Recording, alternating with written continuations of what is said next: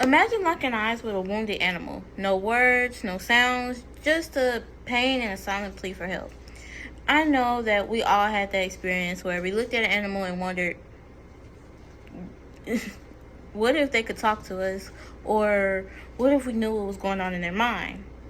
That moment happened to me during a visit to the zoo, and it changed everything for me.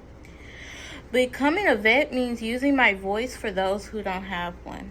The moment that inspired me is when I was 8 years old.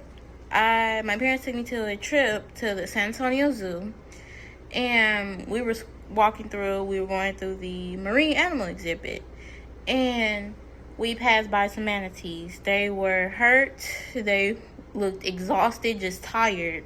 They had scratches on their backs from boat propellers, and overall, it just made me feel like, what if I could help them? What if I could speak out for them?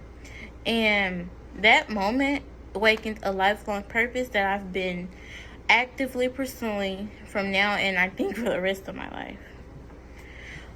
People, we need to start speaking up for animals. And because we can't determine how bad they feel, they can't tell us how bad they feel.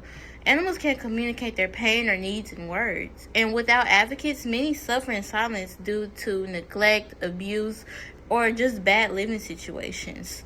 Whether in medical care or everyday life, we must use our voices. And this is a big thing for me because I used to have a fear of speaking in public. My fear was people were judging me, people were looking at me weird, but when I realized that the moment I wanted to work with animals, I had to speak. I had to speak up for people. I had to talk to people. I had to understand what was going on with their pets, with their livestock. And I had to communicate my voice to not tell the people how to fix problems for their animals. This goal I'm pursuing has shaped my life in many ways.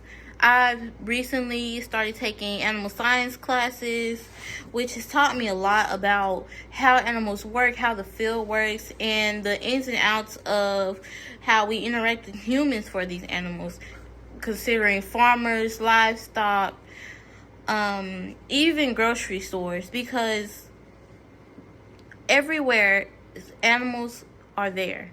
If it's meat, if it's a pet shop, if it's a butcher shop even, animals are everywhere in our lives. I also started volunteering at the SPCA, which has taught me compassion and patience and responsibility, which are great things to become a veterinarian, because you need to learn to be patient with these animals. Some animals can be frightened, some can be scared, and if we don't take that action to overcome our fears, they will never get over theirs. I'm also studying communication so I can better support owners, staff, and the animals themselves. Language is a tool. Being able to explain, persuade, and advocate is part of being a great veterinarian. A single experience with an injured manatee has opened my eyes to my calling. Animals need our voices, and I've chosen to be one of those voices. Being a veterinarian isn't just about medical treatment, it's about standing up for those who can't speak. If we don't speak for those who can't, whether they bark, meow, swim, who will? Honestly. Thank you.